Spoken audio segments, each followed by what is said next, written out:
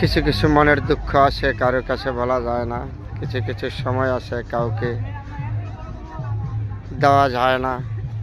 ব্যক্তিগত জীবন মানুষের অনেক ভালো মন্দ নিয়ে যাচ্ছে।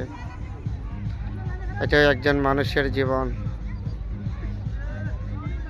মানুষ নামের মানুষ আছে, একটা কথা আছে না? তারপরেও আমরা মানুষ। এই জীবনটা আসলে মানুষের কষ্ট দিয়ে সৃষ্টি করেছে। সুখ দুঃখ মানুষের জন্য। কেউ সুখ ভোগ করতে পারে, কেউ দুঃখ কষ্ট ভোগ করে। এটা নিয়ে একজন জীবন। কিন্তু জীবন মানে কি? শব্দটা অনেক বড়, জীবন। কিন্তু দুঃখের শব্দটা অনেক বড় হয় নাই, তারপরেও দুঃখটা